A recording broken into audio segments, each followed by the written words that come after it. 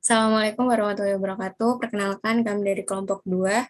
Kali ini kami akan mempresentasikan hasil diskusi kami mengenai konsep dan sejarah konstruksi manusia tentang Tuhan, serta meyakinkan eksistensi Tuhan berdasarkan fakta-fakta saintifik.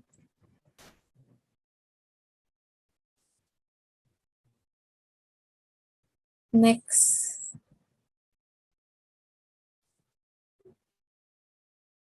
Sebelumnya, perkenankan saya untuk memperkenalkan anggota kami. Yang pertama dari saya sendiri ada Sarah Salsabila Syafiah, yang kedua ada Rangga Abdillah Irfansyah, yang ketiga ada Syakif Fadil Haq, dan yang terakhir ada Yuda Syagir Rahmanda Putra.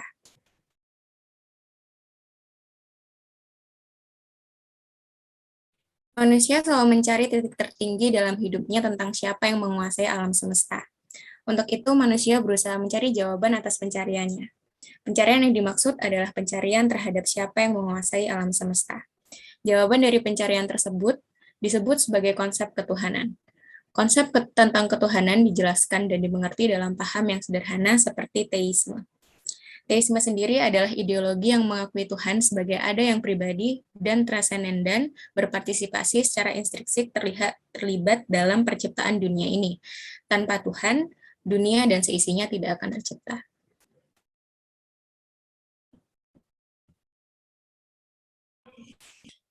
Konsepsi-konsepsi teisme di masing-masing agama. Yang pertama ada aliran teisme, yang kedua ada aliran deisme, yang ketiga aliran panteisme, dan yang keempat aliran panenteisme.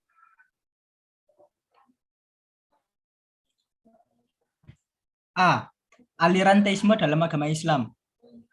Menurut pemeluk agama Islam, mereka mempercayai bahwa Allah adalah zat yang Maha Esa dan mengendalikan serta menciptakan alam semesta. Islam percaya bahwa Tuhan sangat dekat dengan dirinya.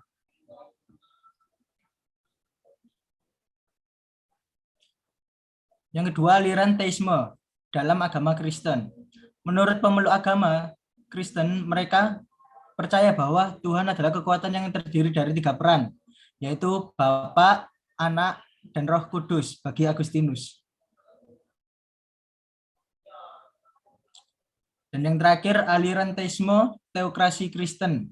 Menurut teokrasi Kristen, mereka percaya bahwa Tuhan mencakup semua posisi yang penting, tidak memiliki entitas, potensi, dan tidak sama dengan makhluk. 2. Aliran deisme. Aliran deisme yaitu suatu paham yang meyakini bahwa Tuhan mempunyai keberadaan yang jauh di luar alam. Diketahui dan dianggap bahwa Tuhan yang membangun alam dan memperhatikan alam. Namun di dalam aliran ini tidak terdapat konsep mukjizat atau kejadian yang bertentangan dengan hukum alam. Menurut Amsal Bakhtiar, atas dasar disparatis tadi deisme dapat digolongkan atas 4 tipologi. 1. Tuhan tidak terlihat dengan peraturan alam.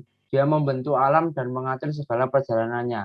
Namun dia tidak menghiraukan apa yang akan terjadi setelahnya. 2. Tuhan terlihat dengan kejadian-kejadian yang sedang berlangsung di dunia ini. Namun tidak dipercayai bahwa semua yang terjadi atas kehendaknya. 3. Tuhan mengatur alam dan sekaligus memperhatikan semua yang terjadi di dunia. 4. Pandangan jika seseorang melakukan hal benar akan mendapat pahala dan mendapatkan hukuman apabila melanggar ketetapannya.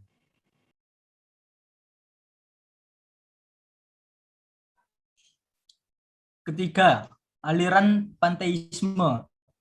Aliran ini merupakan suatu genre atau agama bahwa Tuhan berada dalam segala sesuatu dan bahwa segala sesuatu merupakan Tuhan. Di aliran ini, Tuhan disepadankan dengan segala sesuatu yang ada di semesta, karena Tuhanlah yang menciptakan alam semesta ini. Berikut konsepsi-konsepsi panteisme dalam kepercayaan Islam, Kristen, dan zaman modern.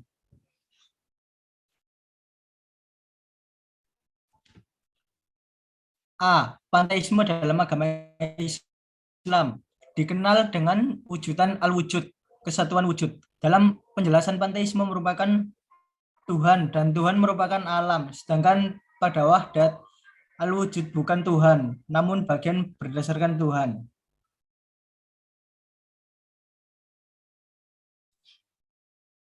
B. Panteisme dalam agama Kristen. Menurut Plotinus, alam mengalir berdasarkan Tuhan dan asal berdasarkannya. Tuhan tidak terbagi-bagi dan tidak mengandung arti banyak.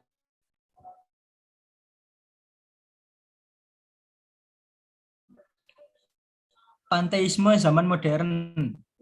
Menurut Spinoza, seluruh realita merupakan kesatuan, dan kesatuan ini sebagai satu-satunya substansi itu sama dengan Allah dan alam.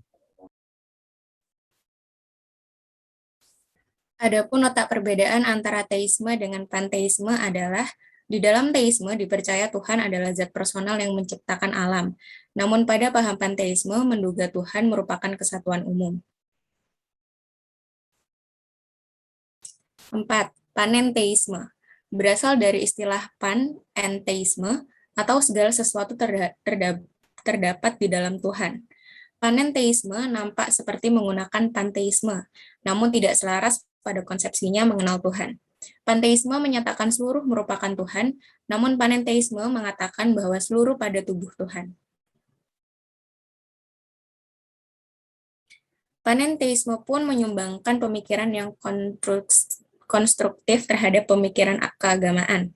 A. Panenteisme menganggap bahwa pendekat parsial tentang realitas tidak memadai. Sebaliknya, panenteisme sudah menyebarkan suatu pandangan rasional mengenai holistik yang ada. B. Panenteisme berhasil menyebutkan koneksitas Tuhan dan alam secara radikal tanpa menghancurkan keliru satunya. Sebagaimana pada panteisme, Tuhan berada pada alam, namun alam tidak terdapat atau hanya maya. Bukti adanya Tuhan. 1. Bukti fitrah. 2. Bukti dari akal sehat. 3. Bukti dari indera. Bukti fitrah. Seluruh makhluk difitrahkan buat beriman pada penciptanya. Dia tidak akan bergeser berdasarkan fitrah ini kecuali orang yang sudah ditutup hati dan akal sehat. Akalnya Sang Allah. Bukti yang paling nyata bahwa fitrah mengakui keberadaan Allah Ta'ala adalah sabda Rasulullah.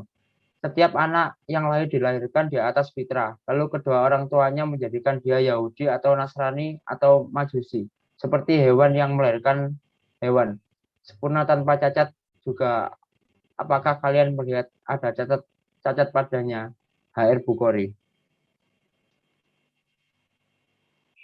Bukti akal sehat. Bukti yang sangat bertenaga pada antara bukti-bukti akan eksistensi Sang Pencipta adalah bukti menurut logika sehat yang nir bisa dipungkiri seseorang pun pada antaranya. 1.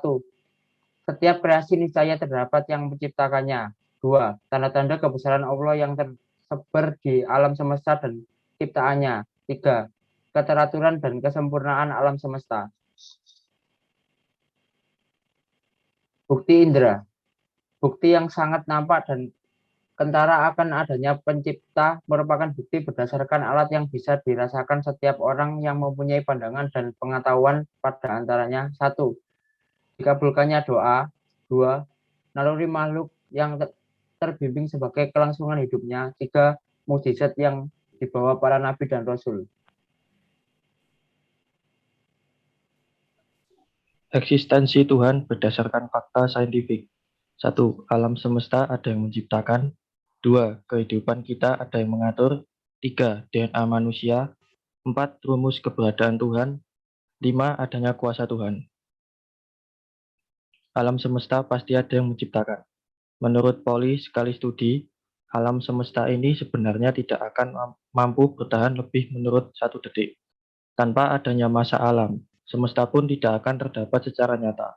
Selain itu, kombinasi jeda antara planet-planet pada tata matahari kita merupakan hal yang relatif jadi misteri.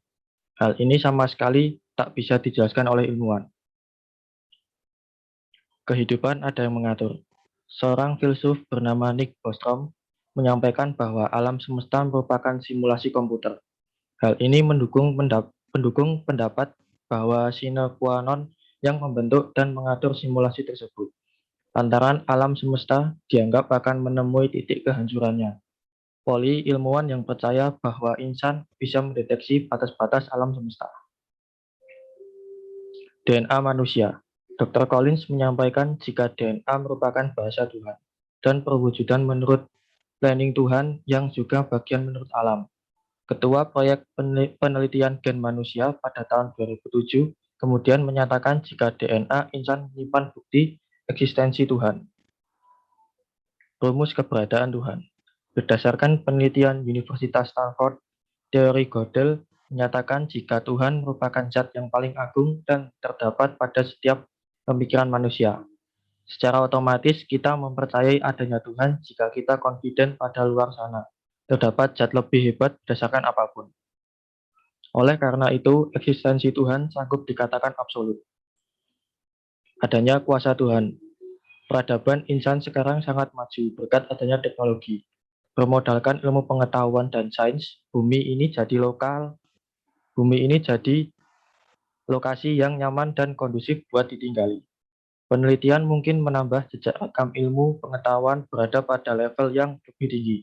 Tetapi makin sophisticated atau rumit teknologi dan ilmu pengetahuan, makin terlihat bahwa Tuhan itu terdapat lantaran aneka macam misteri yang nir atau belum mampu terpecahkan. Sekian presentasi dari kelompok kami. Apabila ada kesalahan, mohon dimaafkan. Wassalamualaikum warahmatullahi wabarakatuh.